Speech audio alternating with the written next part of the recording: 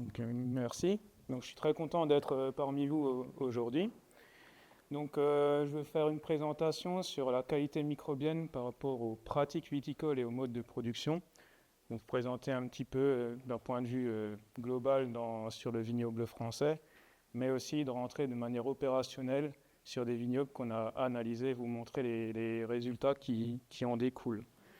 Donc, beaucoup de choses ont déjà été dites, donc je vais sûrement passer vite sur certaines choses, si j'y arrive. Donc voilà le contexte français viticole. Donc, par rapport à une surface agricole, elle est très minime, 3% de la surface agricole, donc vous pouvez le voir. Par contre, c'est un poids lourd économique, donc 10 milliards d'euros par an de manière d'exportation. Mais, bien sûr, il y a des petits points noirs, comme on a pu le voir. Donc, c'est un usage qui est très mécanisé, qui utilise beaucoup de phytosanitaires. Donc, on le voit, 20% de phytosanitaires utilisés sur 3% de la surface agricole commune. Et une culture pérenne qui est très peu couverte, très peu d'enherbement. Vous allez me dire, dans le Jura, c'est peut-être pas vrai, mais dans le contexte général, c'est assez prégnant. Du coup, ces points noirs, ça entraîne des problématiques d'érosion. Donc, il y en a eu très récemment en Bourgogne sur des très belles appellations où toute la terre est descendue. Ça pose question, mais il y a aussi des problématiques de biodiversité, ce qui pose question sur la durabilité de la viticulture et de l'acceptation sociétale de cet usage. Et du coup, comment produire mieux, voire plus, c'est de ne pas négliger le sol. Donc le sol, historiquement, est considéré comme un simple support. Néanmoins, c'est tout un écosystème qui est le sol, qui a bien été présenté par Marc-André, avec un patrimoine biologique très important, comme on a pu le voir ce matin, qui rend des services. Donc je ne vais pas déblatérer là-dessus, on l'a bien vu. D'où la transition agroécologique de la viticulture et de l'agriculture en général, qui utilise le sol comme bras de levier pour mettre en place des itinéraires de culture innovantes. Ça va ? Oui. C'est bon ? Parce qu'il est midi, ça peut... Hop.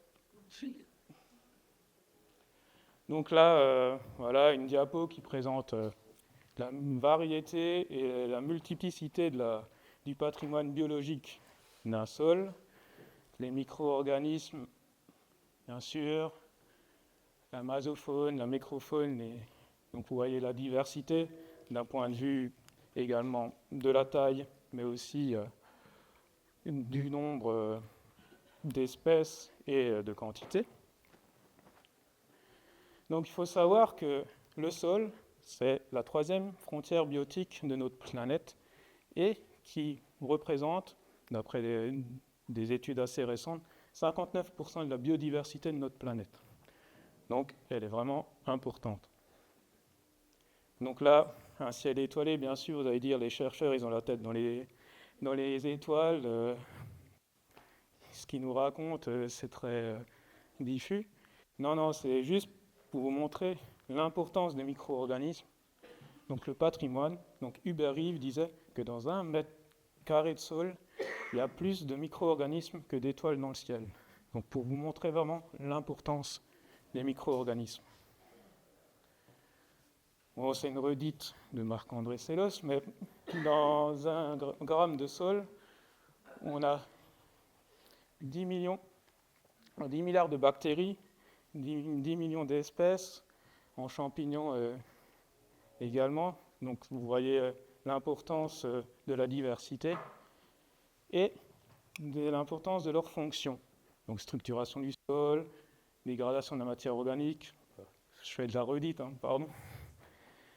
Ça on n'a pas dit, dépollution des sols. Donc ça, je ne reviendrai pas là-dessus, mais c'est une partie très importante et qui est aussi dans ARMI, il me semble, une partie bioremédiation des sols. Et bien sûr, lutte contre les pathogènes. Donc, bien sûr, ce que je vous raconte là, vous me dites, oui, bon, c'est bien beau. On l'a expérimenté. On a regardé l'importance de la biodiversité microbienne par rapport à des fonctions. Et pour ce faire, on a diminué artificiellement un sol, on a diminué la biodiversité de 30% et on a regardé ce que cela engendre. D'un point de vue de la fertilité biologique, donc on a regardé la minéralisation de la matière organique, la productivité végétale et la capacité à une plante à se récupérer, la fitness après une période de sécheresse, mais également la fertilité physique par rapport à la stabilité structurelle d'un sol et l'état sanitaire en introduisant un pathogène dans un sol et de voir combien de temps il perdure. Donc le fait d'avoir réduit par rapport de 30% par rapport à un sol naturel, on remarque qu'il y a une baisse globale de la fertilité biologique avec moins 40% de la minéralisation, une productivité végétale de moins 50% et une récupération de moins 15%. D'un point de vue de la fertilité physique, on voit qu'il y a une dégradation de 50% de la stabilité structurelle du sol. Donc là, c'est un sol avec sa diversité totale et qu'on l'a réduit de 30%. Vous voyez bien que l'érosion, ce qui se fait après une forte pluie, là on a réalisé ça dans l'eau, on fait un cataclysme et voilà ce qu'il en résulte. Donc une baisse de la fertilité physique. Et le temps on a introduit un pathogène dans le sol et on voit qu'il dure 3 fois plus longtemps quand on réduit de 30%. Donc une baisse de l'état sanitaire. Donc là, globalement, vous voyez l'importance du patrimoine microbien dans un sol d'un point de vue des fonctions que cela apporte en agriculture. Donc vous avez dit, voilà, c'est nombreux, c'est complexe. Comment on fait pour étudier ces micro-organismes? On étudie les micro-organismes en utilisant l'ADN. Donc l'ADN de ces micro-organismes du sol, donc on extrait l'ADN de ces micro-organismes du sol en utilisant des outils moléculaires, le métagénome, et on l'étudie d'un point de vue. Je me suis trompé, mais c'est pas grave. Ça, c'était pour dire, c'était avant, donc la photo, vous la reconnaissez sûrement. C'est à Arbois, j'ai eu l'occasion de faire un petit tour. Donc, on n'utilise plus les boîtes de pétri ou les bouillons comme utilisait Pasteur, la méthode pasteurienne, du point de vue du nombre important de micro-organismes. On utilise l'ADN et notamment la quantification de l'ADN dans le sol pour déterminer la biomasse microbienne et le séquençage pour la diversité des microbes et bactériennes et fongiques. Ça va ? Donc la France a la particularité d'avoir une cartographie de l'ensemble de son territoire par rapport au réseau de mesure de la qualité des sols qui a été réalisé donc d'un point de vue physico-chimique mais également microbiologique en utilisant ces données-là et en appliquant les outils que je vous ai présentés précédemment, on a pu réaliser de la biogéographie microbienne et réaliser des cartes que je vais vous présenter maintenant. Donc ces 3 cartes, la première c'est la biomasse microbienne, la seconde la diversité en bactéries et la diversité en champignons. Les couleurs, donc moins il y en a, plus c'est froid, plus c'est bleu, plus il y en a, plus c'est rouge. Et on peut regarder avec la corrélation de la carte de la matière du carbone, là où il y a le plus de biomasse. Donc ça c'est une cartographie générique. Qu'est-ce qu'il en est d'un point de vue des usages? Donc des usages par rapport aux forêts, à la prairie, aux grandes cultures et à la viticulture.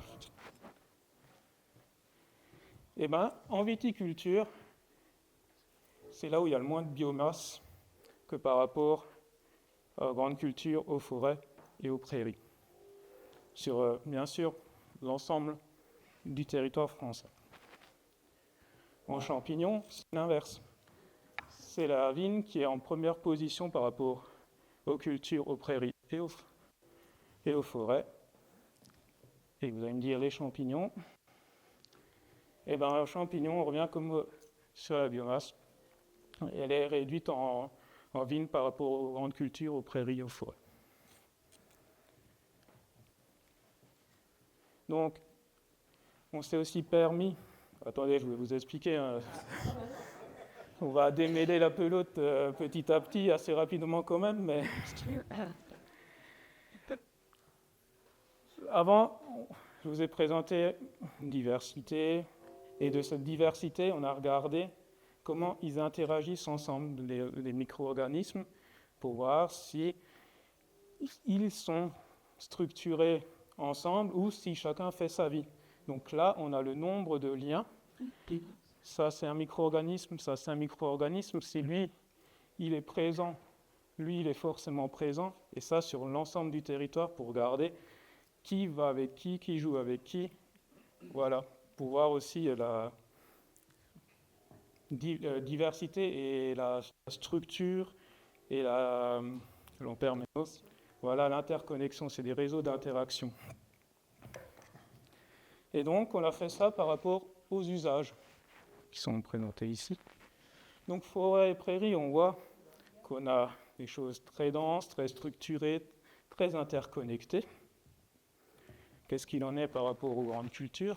Donc là, on voit déjà qu'il y a une extorsion, qu'il y a une diminution des interactions avec des présences de satellites. Et vous me voyez venir. Voici ce qu'il en est en vigne par rapport aux reçus de mesure de la qualité des sols. Donc vraiment un réseau qui est déstructuré, avec beaucoup plus de satellites, beaucoup plus de micro-organismes qui font leur vie ensemble et pas dans une communauté. Donc la possibilité d'avoir une diminution aussi des fonctions globales des sols liées aux micro-organismes. Donc ces deux exemples par rapport aux cartes et au réseau, on voit bien que l'usage viticole n'est pas la meilleure pour la vie microbienne par rapport aux prairies, aux forêts et aux grandes cultures. Bon, voilà un petit peu de promo. Donc tous ces résultats sont explicités, ont fait lieu d'atlas, comme l'avait dit Marc-André avant, sur l'atlas des bactéries. Et très récemment, il y a l'atlas des champignons qui est sorti. Vous avez l'ensemble des résultats que je vous ai présentés avec des présentations pour chaque bactérie et champignon qui sont dans le sol et leur typicité. Donc, là, on a vu un pan de recherche, mais qu'est-ce qu'il en est d'un point de vue opérationnel? Donc, ces recherches-là ont permis d'établir des modèles de prédiction par rapport aux mesures qu'on a réalisées et de déterminer des diagnostics et des indicateurs qui sont la biomasse, l'équilibre microbienne, la diversité de bactéries et de champignons. Et ça, par rapport aux analyses de sol qui ont été effectuées. Donc, grosso modo, on prend du sol de haut de jardin, on analyse la physico-chimie, ça va nous donner un potentiel de valeur qui est votre potentiel de biomasse que devrait avoir votre sol par rapport donc à la biomasse, à la diversité, etc. Et donc, l'ensemble permet de faire un diagnostic. Et c'est ça qu'on réalise dans le projet que je vais vous présenter. Donc, qui est le projet EcoVitisol, qui a donc là l'utilisation de ces indicateurs pour déterminer l'impact des modes de production biodynamie et conventionnelle, mais aussi des pratiques qui y sont associées. Travail du sol, fertilisation, enherbement, etc., etc. Donc voilà la carte de notre projet actuellement. Donc on a commencé en Alsace et en Bourgogne avec une 50aine de parcelles par territoire. En Côte-de-Provence. Oh, désolé. Ouais, j'espère que ça va aider. Ouais, ça va mieux. sinon je prends le micro par là. Donc voilà, on a 215 parcelles qui ont été analysées sur ces vignobles-là. On ne va pas s'arrêter là, on va essayer de continuer. Et je vais vous présenter les résultats qui en découlent. Donc l'idée aussi de ce projet, ce n'est pas de travailler sur des sites expérimentaux, mais de travailler directement avec les viticulteurs, de manière de faire de la recherche participative, donc en allant directement sur la parcelle, discutant, ayant les données des enquêtes, des pratiques, etc., mais aussi de réaliser à la fin des co-interprétations des résultats que l'on fournit de la matière organique et du diagnostic microbien par rapport à leurs problématiques sur la parcelle. L'idée aussi, c'est de faire une réalité vignoble et pas d'aller sur, comme je disais, des sites expérimentaux avec des choses tout tracées, mais qui potentiellement ne peuvent pas être interposées dans la réalité de tout à chacun en viticulture. C'est vraiment de faire un état des lieux, ce qu'il en est aujourd'hui, et par rapport aussi à des itinéraires innovants qui sont menés sur ces parcelles. Donc voilà ce que je présentais avant, c'est nos indicateurs, et la somme de nos indicateurs permet de faire le bilan microbien, donc la qualité microbienne du sol analysé. Le réseau, donc voilà, je me vends avant. Donc sur le nombre de parcelles qu'on a analysées, et bien qu'on peut entendre que les sols sont morts, nous, on a vu sur notre réseau que les sols viticoles ne sont pas morts. Et donc, ouais, c'est une bonne nouvelle, c'est bien sûr. Donc on a 44% par rapport de l'Alsace aux Côtes-de-Provence, donc ça fait comme une trotte, et des différences de pédologie et de pratique, mais on a quand même 44% des parcelles qui sont dans le vert, 38 qui sont dans le orange, donc potentiellement, soit ils vont basculer dans le rouge, ce qu'on ne souhaite pas, soit ils peuvent basculer dans le vert, ce qui serait mieux. Mais bon, on a quand même 18% qui sont dans le rouge, donc avec un état microbien dégradé. Là, on voulait voir qu'est-ce qui décrit chaque vignoble du réseau. Donc pour ça, on a regardé les pratiques, donc le travail du sol, donc que ce soit du labour, du griffage, passage de disques, etc. Uniquement dans l'intervent, on n'a pas fait dans le cavaillon ou dans le rang. On a regardé qu'est-ce qu'il en est du point de vue du couvert et la durée de ce couvert-là, de la fertilisation organique. Il faut savoir que dans notre réseau, on a très peu de fertilisation minérale. Bon, sur les 215, on en compte 5. Donc ça n'en fait pas un groupe statistique à analyser.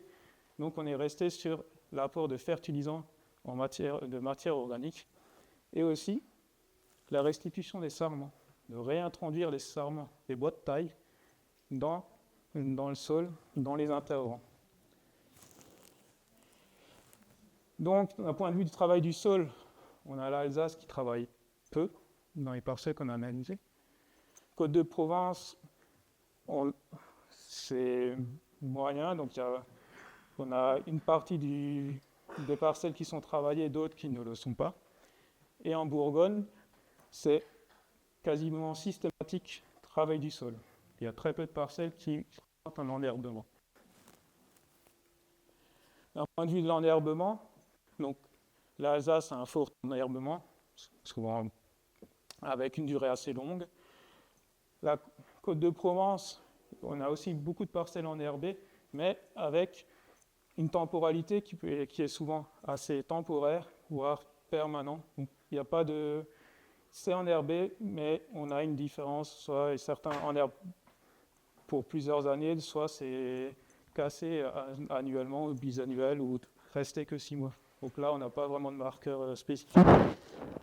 Châlons-Mâcon, on a une présence assez longue quand c'est enherbé, dans une présence de derme. Et ce qui est Côte-de-Nuit, Côte-de-Beaune, très peu, c'est souvent un enherbement hivernal, quasiment systématique sur le vignoble.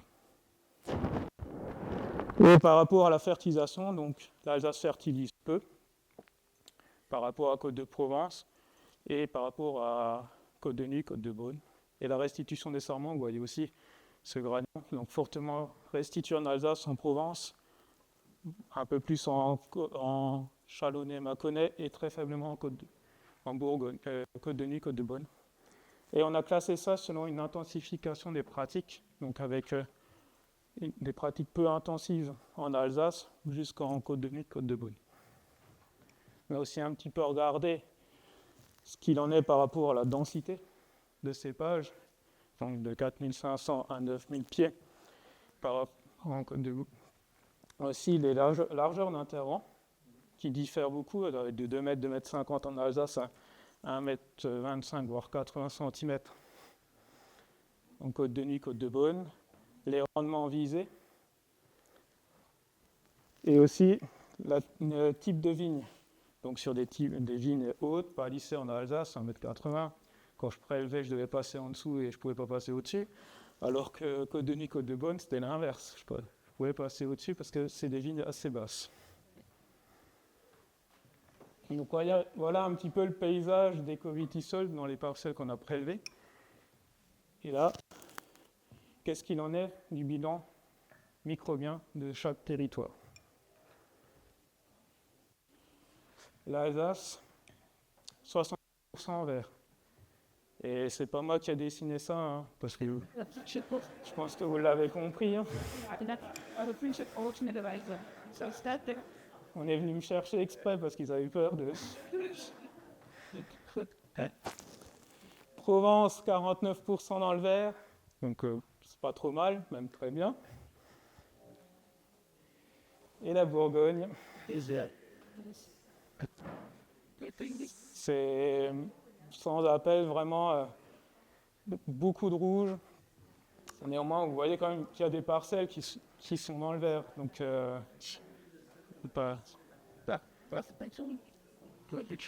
et on voit bien cet effet d'intensité des pratiques. Donc, avec l'Alsace, le mieux c'est de vous présenter des photos, ça sera plus parlant. Alors d'abord les réseaux d'interaction, pardon. Donc c'est les mêmes réseaux que je vous ai présentés précédemment. Donc voici l'Alsace qui a le nombre est important à suivre. 140 000 liens d'interaction en Alsace sur les réseaux. Diminution de Provence, mais déjà structurée, ça reste une belle. Encore une dégradation, Châlons-Mâcon. Oui.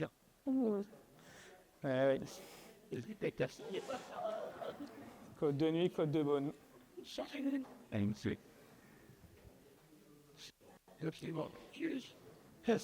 Et là, on voit bien.